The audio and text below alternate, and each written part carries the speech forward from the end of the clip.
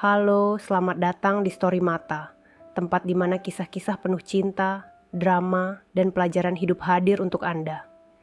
Hari ini, kita akan mendengar cerita tentang hubungan terlarang yang penuh gairah, konflik, dan pelajaran mendalam di baliknya.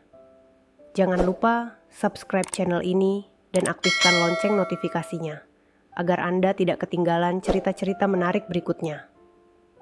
Namaku Alia, seorang sekretaris yang bekerja di sebuah perusahaan besar di Jakarta.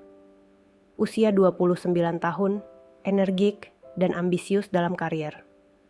Namun di balik senyum profesionalku, aku menyimpan kerinduan akan cinta yang tulus. Bosku, Bastian, pria berusia 42 tahun. Karismatik, wangi tubuhnya yang woody maskulin menggoda. Ia seorang yang sukses dan menikah dikaruniai satu anak perempuan. Ia dihormati banyak orang di kantor, tapi di balik sikapnya yang tegas, ia menyimpan sisi lembut yang tak semua orang tahu. Semuanya dimulai pada malam yang tak terlupakan itu. Hujan turun deras, dan sebagian besar karyawan sudah pulang. Aku masih berada di meja kerjaku, menyelesaikan laporan penting. Saat itulah Bastian datang ke ruanganku, membawa secangkir kopi untukku. "Kamu masih bekerja? Seharusnya aku yang berterima kasih atas dedikasimu," katanya dengan senyuman hangat. Malam itu kami berbicara lebih lama dari biasanya. Ia berbagi cerita tentang hidupnya, bagaimana masalah rumah tangganya membuatnya stres dan kurang fokus. Aku, tanpa sadar, juga mulai membuka diriku kepadanya. Ada sesuatu dalam suaranya yang membuatku merasa nyaman, sesuatu yang berbeda dari sekadar hubungan atasan dan bawahan. Hari-hari berlalu, dan ketegangan di antara kami semakin terasa. Tatapan matanya menjadi lebih intens, senyumnya lebih dalam, dan setiap kali ia menyentuh bahuku untuk sekadar memberi arahan, hatiku berdebar tak terkendali. Semuanya memuncak pada malam itu. Hujan kembali turun deras, dan aku terlambat pulang. Bastian menawarkan untuk mengantarku. Mobilnya penuh keheningan, tapi atmosfer di dalamnya seperti dipenuhi percikan listrik. Ketika tiba di apartemenku, aku hendak mengucapkan terima kasih dan turun, tapi sesuatu menghentikanku. Tatapan mata Bastian, dalam dan penuh arti, memaku langkahku. Ia memanggilku, pelan namun tegas. "Alia, tunggu." Aku menoleh, dan sebelum kata-kata keluar dari mulutku, ia mendekat, menatapku seolah waktu berhenti. "Boleh aku lakukan ini?" bisiknya. Hanya 1 detik yang berlalu, tapi terasa seperti keabadian. Aku mengangguk, dan saat itu juga ia menyentuh wajahku dengan lembut. Sentuhan pertama itu seperti ledakan. Bibirnya menyentuh bibirku dengan lembut, tetapi ada intensitas yang tumbuh setiap detiknya. Napasku tersengal, jantungku berdegup begitu keras hingga rasanya memenuhi ruang. Ia menarikku lebih dekat. Jari-jarinya membelai lembut pipiku, lalu menyisir rambutku. Ciumannya bukan hanya sekadar gairah, tetapi penuh perasaan. Aku bisa merasakan kehangatan dan keraguannya di awal, seolah ingin memastikan aku juga menginginkannya. Setiap momen terasa lambat namun menggugah. Ia berhenti sejenak, menatapku dalam-dalam, seolah ingin membaca isi hatiku. Kemudian, ciumannya kembali, kali ini lebih intens.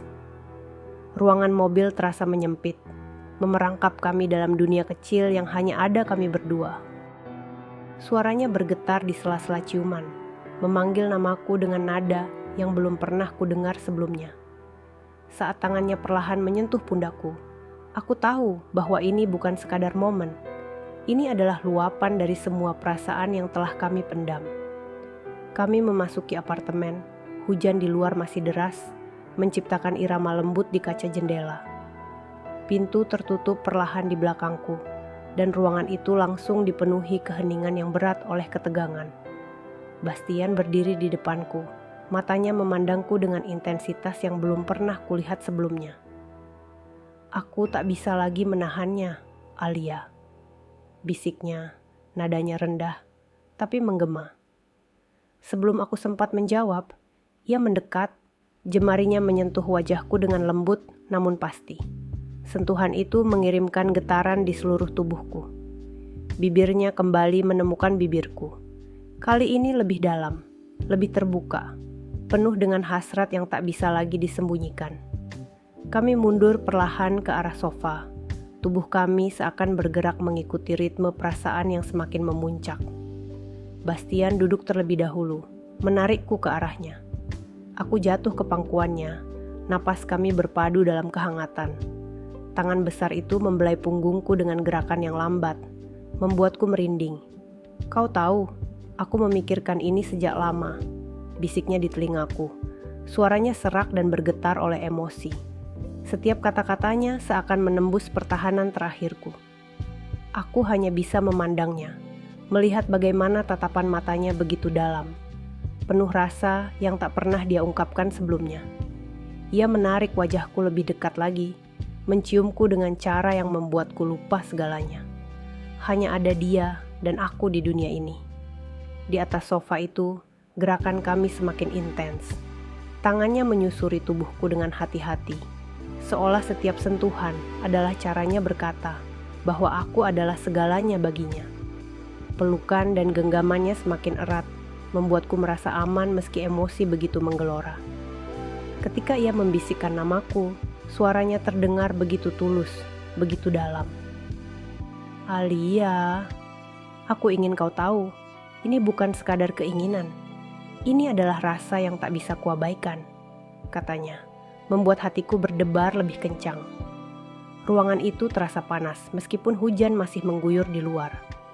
Aku memejamkan mata, membiarkan diriku larut dalam setiap sentuhan, ciuman, dan bisikan yang diberikan Bastian. Keheningan malam itu dipenuhi oleh suara napas kami yang memburu, serta detak jantung yang berdegup keras. Waktu seolah berhenti. Setiap momen terasa lambat namun penuh dengan intensitas. Sentuhan dan ciuman kami saling melengkapi, membangun suasana yang semakin memanas. Ketika akhirnya kami terdiam, saling berpelukan di atas sofa, aku tahu bahwa malam itu bukan hanya sekadar ledakan gairah. Itu adalah awal dari sesuatu yang lebih besar, sesuatu yang akan mengubah hidupku selamanya. Pagi itu, suasana kantor terasa lebih sunyi dari biasanya. Aku masuk dengan langkah yang sedikit ragu, perasaan bercampur aduk setelah malam yang begitu emosional bersama Bastian. Tatapan karyawan lain yang biasanya acuh, kini terasa berbeda, seolah menyimpan sesuatu. Saat aku duduk di meja, pesan WhatsApp dari Lina, rekan kerja sekaligus sahabatku, masuk. "Alia, kau harus tahu ini. Cepat buka grup kantor." Jantungku berdegup kencang saat membuka grup itu. Mataku terpaku pada video yang baru saja diunggah oleh nomor anonim. Video itu memperlihatkan aku dan Bastian di parkiran apartemennya semalam. Sorotan lampu mobil samar, tapi cukup jelas menunjukkan saat dia menciumku dengan penuh hasrat sebelum kami masuk ke apartemen. "Alia, apa ini benar?" Pesan Lina muncul lagi, tapi aku tak mampu membalas. Tanganku gemetar, wajahku memanas. Dalam hitungan menit, aku tahu bahwa video itu telah menyebar ke hampir semua orang di kantor. Aku mendongak dan melihat tatapan rekan-rekan kerjaku yang mencurigakan. Beberapa berbisik-bisik. Desas-desus mulai terdengar. "Alia itu dekat sama Pak Bastian, bukannya dia sudah menikah?" Tiba-tiba pintu ruangan Bastian terbuka, dan dia keluar dengan wajah tegang. "Alia, masuk ke ruangan saya. Sekarang," katanya dengan nada yang rendah tapi penuh tekanan. Di dalam ruangan, suasana semakin tegang. Siapa yang merekam itu? Bagaimana video itu bisa menyebar? Tanyaku dengan suara bergetar. Bastian menghela napas panjang. "Aku tak tahu, tapi ini buruk, Alia. Sangat buruk. Dewan direksi sudah menghubungiku tadi pagi." Wajahnya, yang biasanya tenang dan percaya diri, kini tampak penuh kecemasan. "Direksi? Apa mereka tahu?" Dia mengangguk. "Dan bukan hanya itu, aku juga mendapat pesan dari istriku." Dunia seolah berhenti berputar. Kata-katanya menusuk seperti belati. Istrinya. Aku tahu Bastian menikah, Tapi mendengar namanya disebut dalam situasi seperti ini membuat perasaanku hancur berkeping-keping. Apa yang dia katakan? Tanyaku dengan suara hampir tak terdengar. Bastian tampak berjuang untuk menjawab. Dia bilang akan menggugat cerai jika ini benar. Dan lebih buruk lagi, dia mengancam akan datang ke kantor untuk mengungkap segalanya. Aku memeluk tubuhku sendiri, mencoba menahan tangis yang mulai menggenang di mataku. Ini lebih dari sekadar skandal kantor. Ini adalah kehancuran yang nyata. Hari itu menjadi mimpi buruk. Direktur memanggil kami berdua ke rapat darurat, menyampaikan ancaman dari Dewan untuk segera menginvestigasi skandal ini. Para kolega yang dulu bersikap ramah kini memandangku dengan tatapan dingin. Namun, saat semua terasa begitu berat, intrik semakin bertambah. Aku mendapat pesan anonim di email kantor.